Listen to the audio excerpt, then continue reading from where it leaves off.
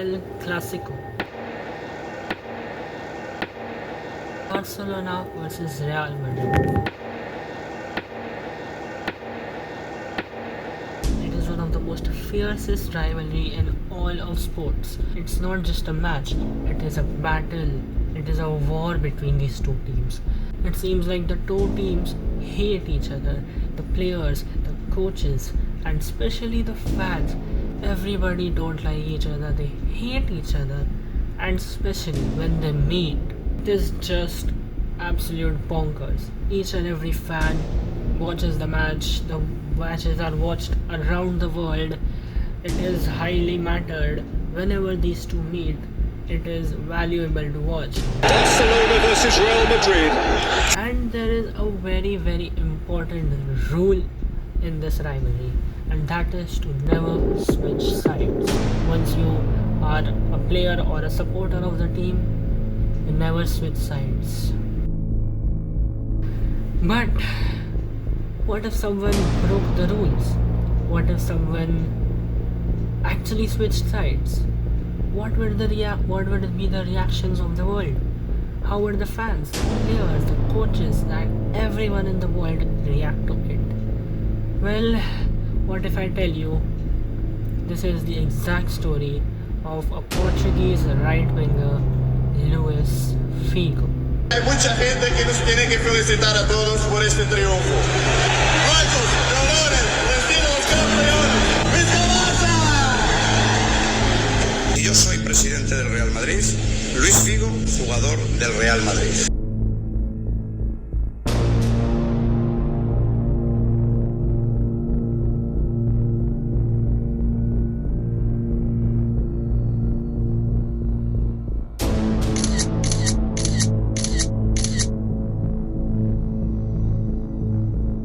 Luis Figo moved from Portugal to Barcelona in 1995, and he was in Barcelona is where he actually succeeded very well.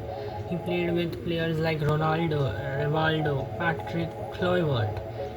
He was one of the best Barcelona players at that time. He won them back-to-back La Liga titles. He won them 2 Copa del Reys, 1 Spanish Super Cup, and 1 Copa General Libertad.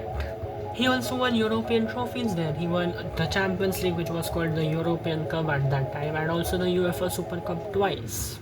And after achieving so many feats at Barcelona, he was one of the most loved players in the dressing room among the fans by every Barcelona fans. He was loved so much that he became a Barcelona captain.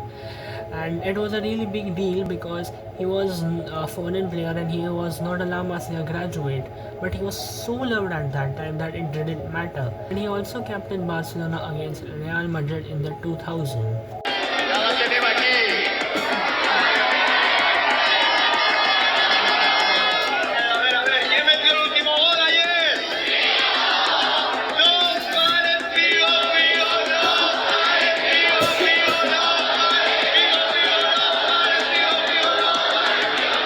But nobody actually knew, nor the Barca nor the Real Madrid or nor anyone in this world at that time, that was the last El Clasico Luis Figo played in the red and blue.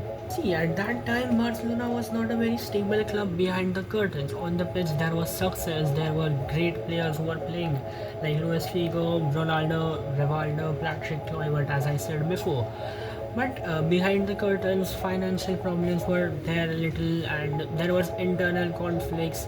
Renewing contracts were getting difficult. The people were feeling insulted, and it was not looking very good. But because of the success on the field, it was stable, and players were loving to play for that badge of Barcelona. But because of these internal conflicts, Luis Figo found him in the summer 2000 in a grand plot with Florentino Perez, who was running not so favorite for the Real Madrid presidential elections. He was not a very favorite to win the elections. Florentino Perez said, "If I win the Real Madrid presidential elections, I'll make sure Luis Figo joins the club." Si yo soy presidente del Real Madrid, Luis Figo, jugador del Real Madrid. Because he was not so favorite to win the presidential elections, Luis Figo's agent saw it as a very low risk, and what he did was crazy. What he did was that he promised Florentino Perez that if he joined Real Madrid as a president, Luis Figo will have to join the club, and if he doesn't, he will pay a fine of 13 million euros. See, he did this because he wanted Luis Figo to have a better contract at Barcelona, and this would make them feel scared and want them to renew a better contract with Luis Figo. And the thing was, he was not the favorite to win the Real Madrid presidential election, so he thought it was very low risk, and actually the transfer wouldn't happen. So he took a bet on it, and against all the odds, Es Florentino Pérez, 53 años, ingeniero de caminos, presidente de una de las constructoras más importantes del país y desde hace 40 años socio del Real Madrid. Hoy ha presentado en sociedad su candidatura a la presidencia del Real Madrid. Florentino Perez actually won the Real Madrid presidential elections in 2000, and nor his client nor Luis Figo or anyone had 30 million euros to pay them. He had no excuse but to join Real Madrid. Yo, Luis, te quiero dar, en nombre del Real Madrid Club de Fútbol, la bienvenida a este club. Como todos los que estamos en este momento en la Junta Directiva, te apreciamos. Muchas gracias, Luis. Luis Figo moved from Barcelona to Real Madrid for 62 million euros, making him the most expensive player at that time. Florentino Perez signed Luis Figo as the first Galactico signing of his Galactico era when he joined Real Madrid as the president.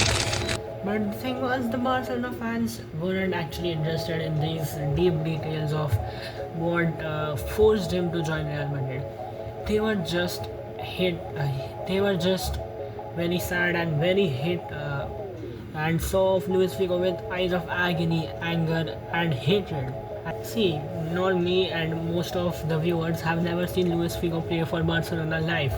So for an example, if right now Lamine Yamal would join Real Madrid in such a good time of Barcelona, it was that big of a deal. So hope you understand. Agony and anger hyped up more for Barcelona fans. When he joined Real Madrid, he won the Ballon d'Or in 2000, and obviously the Ballon d'Or came for him as a Real Madrid player, but he won the Ballon d'Or because he was because of the things he did at Barcelona. So that was just another spark to start hating Luis Figo, and it was a huge outrage that had happened against Luis Figo after he won the Ballon d'Or. The Barcelona fans were very displeased, and they wanted to show their agony every time the traitor Luis Figo returned to the Camp Nou, and they had all the plans to show him what he had done when he returned to the Camp Nou, and they had planned everything. When the El Clasico was going to happen at the Camp Nou, each and every seat was filled. 90,000 people were going to attend the fixture of Barcelona versus Real Madrid. Todas estas localidades que están viendo en estos momentos se van a llenar, es lógico, 100.000 personas estarán aquí en el Camp Nou. No hay entradas, por tanto se juega aquí el Barça-Real Madrid. Luis Figo returned to the Camp Nou at 21st October 2000 versus Barcelona, obviously, and the fans came very prepared. They had brought banners of Luis Figo disrespecting him with the words like Judas, mercenary, traitor, all obviously referring to Luis Figo. When he walked through the tunnel, the sound was so loud that Luis Figo and everybody had to literally close their ears so he could survive or even bear the sound, the decibels which were going so high at that time.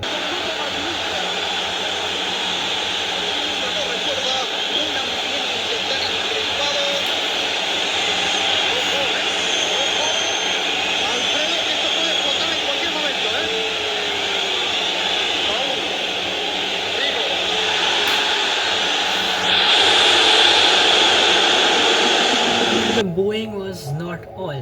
Whenever he touched the ball, whenever he came near the fans, they threw anything they got in their hand at Luis Figo.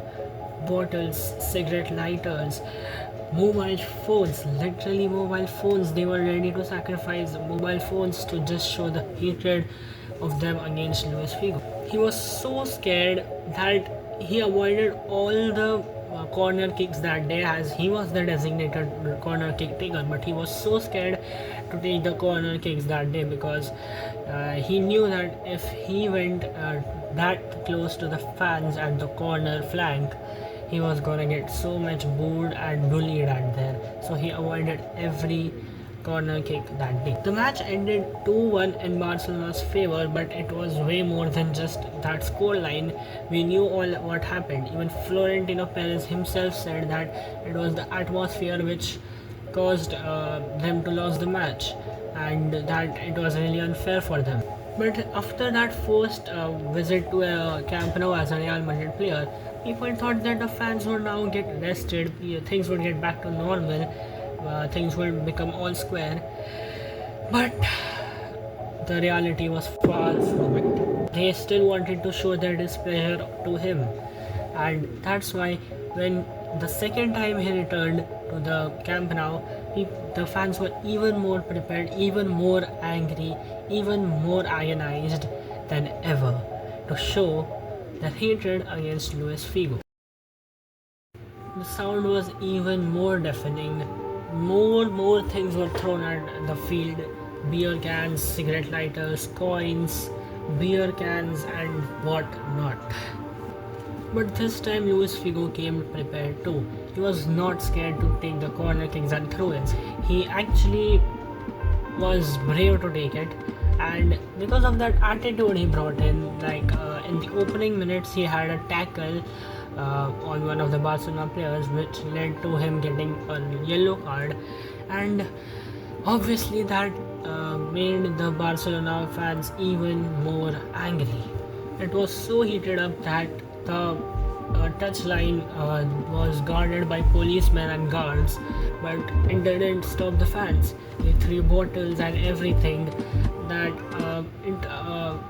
it gone to such an extent that Luis Figo took literally minutes to just take one corner kick in the first half, and in the second half things got even worse.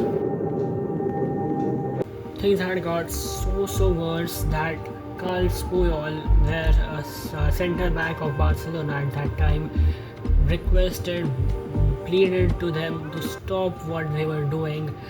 But even after, he was such a loved player at Barcelona, nothing stopped the fans to continue what they were doing. The referee had enough of all this, and he decided to suspend the match for 16 minutes at the half time. And that he was also so much sad of what was happening on the pitch.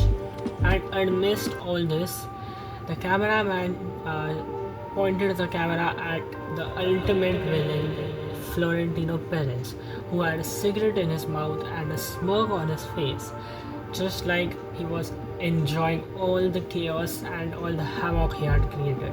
During this break, the cameraman showed everything that was thrown at Luis Figo on the field. Whiskey bottles, soda cans, mobile phones, coins, and I already said a lot of things. But the most shocking thing of it all, a dead pig's head.